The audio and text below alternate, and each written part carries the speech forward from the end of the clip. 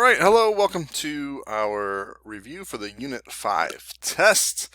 We're just going to do a quick review today. First off, the test itself, pretty straightforward. 23 multiple choice questions worth 3 points each, so that is a grand total of 69 total points. And let's get right into it. So, which development took place in Germany, Italy, and Spain during the 1930s? So what was kind of the key similarity of those countries that took place across their governments that helped to lead eventually to World War II? And if you said that fascist dictators assumed power, then you were right on track. So yeah, we saw the rise of Hitler in Germany, Francisco Franco in Spain, and Benito Mussolini in Italy. Which most clearly contributed to the rise of dictators in Europe and Asia during the 1930s? So yeah, what led to that, to the rise of those fascist dictators? We think of a global event that took place starting in around 1929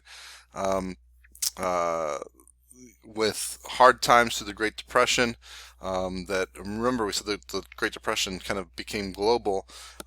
So through that, these people rose up and assumed power by promising prosperity and order. Right? Like, listen, once I'm in power, I'm gonna fix all these things, and I'm gonna return our respective countries to where they once were, and even better. Which action by some European countries led people to request help from the League of Nations? So what was happening to those countries?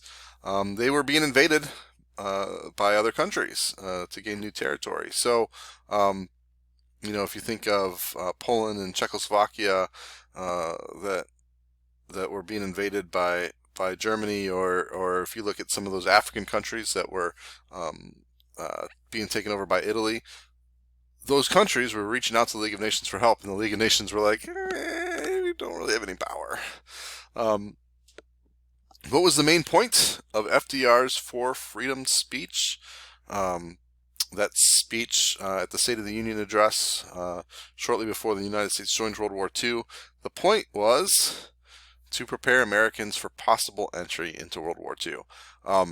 Before Pearl Harbor, FDR knew that it was going to happen at some point, that the United States was going to become involved in this war. Now, we talked about how the United States was isolationist, and a lot of people across the country didn't want to become involved. A lot of politicians, in Congress and such, didn't want to get involved, but FDR knew it was inevitable. And so part of giving that speech was to be like, listen, we got to get ourselves ready because it's going to happen whether we like it or not. How did U.S. leaders respond to the bombing of Pearl Harbor? So Japan launches that surprise attack on Pearl Harbor, and what do we do in response? FDR gives that speech in front of Congress, right? That date that will live in infamy. Pretty simple here. We, in response, declared war on Japan. So now we are at war with Japan in the Pacific. Which U.S. government action violated the constitutional rights of some citizens during World War II? Again, this has to do with Japanese people of Japanese descent, American citizens of Japanese descent, where we saw the internment of Japanese American citizens into camps. It was Executive Order 9066, which was upheld by the Supreme Court.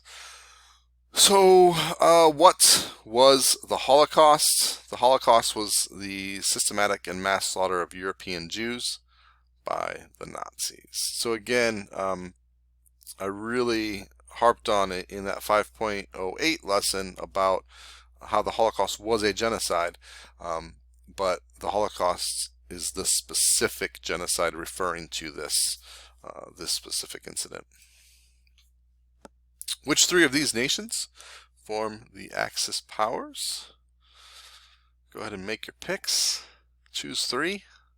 Did you choose the correct three?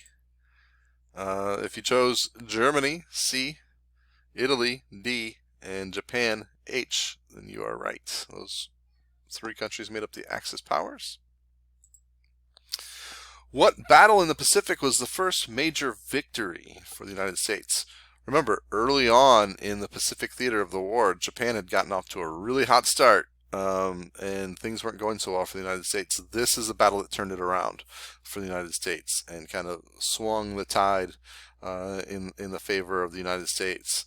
So we have Hawaii or Pearl Harbor, Midway Islands, Guadalcanal, or Iwo Jima, which was the first major victory. If you said Midway, the Battle of Midway, then you are correct. Again, that was that first major victory for the United States in the Pacific theater. Which letter on the map shows the location of the D-Day invasion?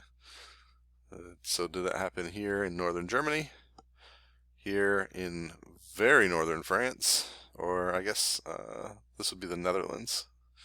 Did it happen in Great Britain? Did it happen here in northern France?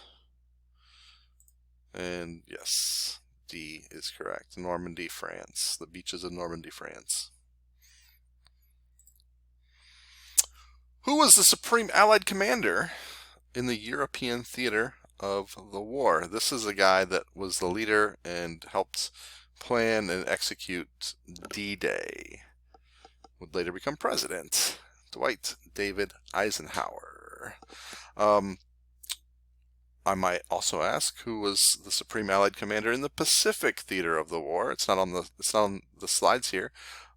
In that case, you would say Douglas MacArthur. Douglas MacArthur. If I talk about the double V, what did that mean for African Americans? That meant victory in the war overseas, right? But then victory here at home over discrimination, over Jim Crow, over segregation. That was the double V for African Americans in World War II. And we're going to see that when we come back for semester 2, we're going to see where that leads to when we talk about the Civil Rights Movement. How did women most directly support the war effort? There's Rosie the Riveter. They enlisted in the military and worked in civilian jobs that had typically been held by men.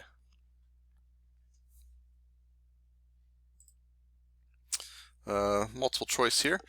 What effect did World War II have on the United States overall? A, the war had little effect.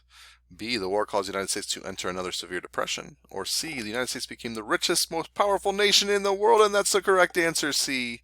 The United States left World War II as the richest, most powerful nation in the world. What had at one time been a rising world power, being the United States firmly put itself as the top dog on the world stage. Now, post World War II, and what we're going to start talking about with semester 2, we're going to see a challenge to that, and we're going to have two main superpowers in the world, one being the United States and the other being the Soviet Union, and that's going to lead to a very long, drawn-out conflict known as the Cold War, but we'll get to that. We'll get to that in semester 2. So yeah, most powerful nation in the world, of course. All right. So there used to be, I probably should just erase the slide, but I think it is useful. There isn't a essay question on this test, but you should know some arguments for using the atomic bomb and some arguments against using the atomic bomb.